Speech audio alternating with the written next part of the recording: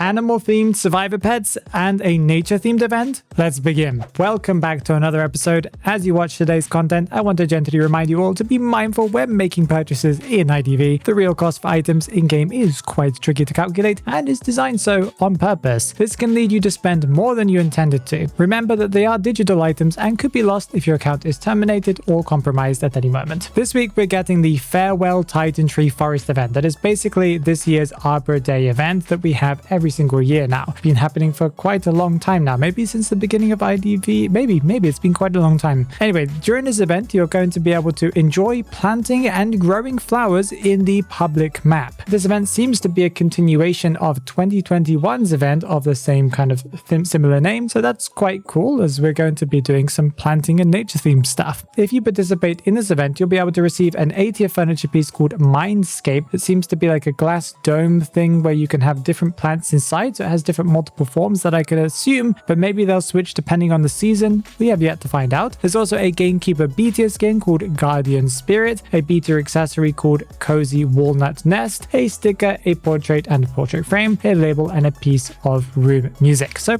pretty cool. We're also getting some returning content from previous Arbor Day events into the Spyglass store. Now these things will include B tier skins from previous years, including skins for Guard 26, Perfumer, Gravekeeper, Seer, Gardener, and also Axe Boy. There are 3 furniture pieces returning, including the Magnolia Tree, the Spirit Tree, and the Hydrophonic Jar. I think that was what it was called. And there's also a sticker and 5 room music pieces. Some new pieces of content that we're getting in connection to this Arbor Day event include 3 A-tier pets. They're basically, I think, for both Survivor and Hunter. I think it's not just for Survivor only, maybe it is, but they are basically very similar to the ones that we've had in the past that were like Mercenary, that was like a squirrel or a chipmunk. There was also Seer that was an owl and stuff like that. Well, we're getting very similar ones, but for new characters, including Cheerleader Flying Squirrel, where it's like a cheerleader flying squirrel pet. Maybe she flies. Quite nice. There's the Wolf Knight A-tier pet that is knight as if he was like a wolf character, and I think it's very sophisticated. This is my favorite one. Although, how does he get that helmet on his head? I would love to know. And then there's also the Dr. Puppy pet. There's also an A-tier that is probably the most plain here, but it's also the cutest in the selection. So not too bad.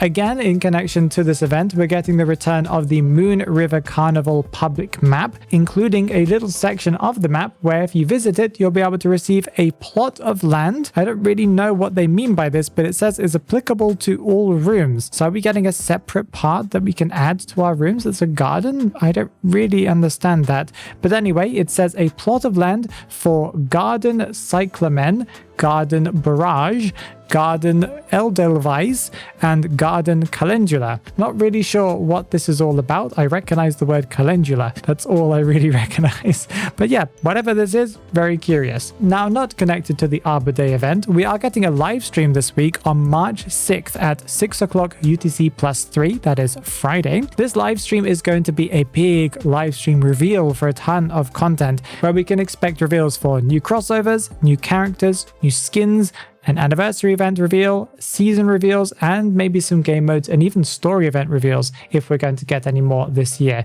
Probably more like what you can expect before the beginning of summer, or maybe what you can expect during the summer as well. I can imagine it's before the summer, so springtime.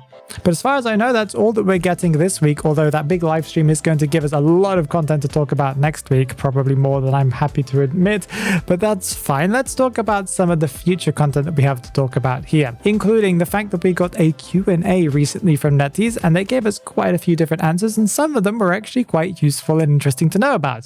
So I've kind of given a kind of summary of some of the ones that I thought were the most important. In terms of skin-related things, Geisha will be getting a limited skin this year, still a bit far away though. The DM skin, I believe that's for photographer, yes, will be getting adjustments at some point. Clerk's S-tier Spyglass skin that a lot of people have been waiting for should be ready around the time of the Truth Inference update in April, but not guaranteed. And at the same time, we should be getting optimizations for Perfumer's SS tier skin that I think were delayed, if I remember correctly. In terms of adjustments for character, like balance adjustments and things, Forward, they are not going to nerf him yet, but they are keeping an eye on him. There are some plans stands for some map adjustments to kind of balance them out. Peddler will be receiving adjustments this season in terms of a buff, I believe. And for Psychologist, they are potentially considering buffing her, but they are keeping an eye on her to see whether or not she's okay or not in the current meta. There are some adjustments coming to the Duo Hunters mode. I'm really glad about that because right now it feels like a big mess in terms of balance, including price balance and also stats of items being adjusted. That should be coming relatively soon. And in the far future, or unclear when, we should be getting new items to the store,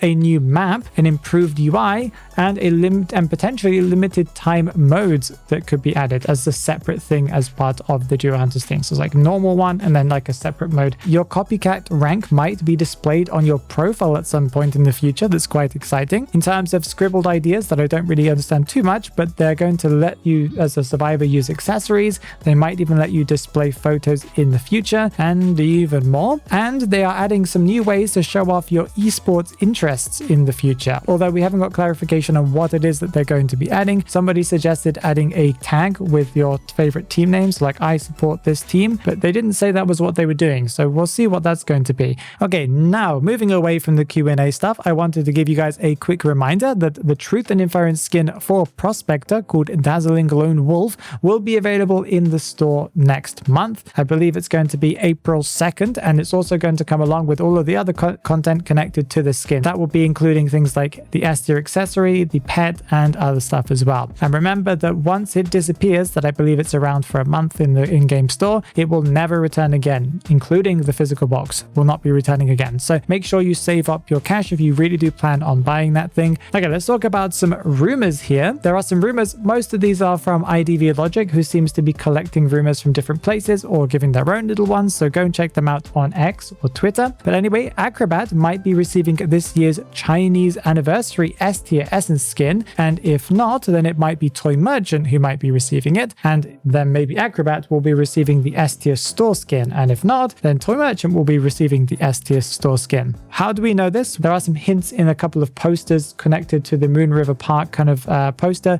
that he might be getting it. And the Toy Merchant one, they've also given some kind of posters in the past where they've kind of revealed some things connected to Toy Merchant. Maybe it's going to be a blue and yellow skin for the Toy Merchant one. That could be quite interesting. There are also some rumors that the skin designs showcased in the Copycat event portraits could potentially be added in the future to the game as real skins. These are ones for Hermit, Coordinator, Postman, Mercenary, Hullabaloo, and Weeping Clown. And they looked really cool in the art, so I would love to see those skins added, even if they are just like B tiers or something like that. And this one, I don't really think that we're getting this one in NAEU or even in global servers in general, but there's a crossover that was revealed. I believe it's going to be China only, and that is Identity 5 and Chiogajib Chicken. I don't really know what this is. I can imagine it's like a fast food restaurant, but that is coming, I think, on the 11th of March. But considering that they haven't really revealed anything to us, I assume it's China only, but I thought I'd mention it just in case. Now, if you haven't already, make sure that you click on the video that's right there because YouTube thinks that you'll like it.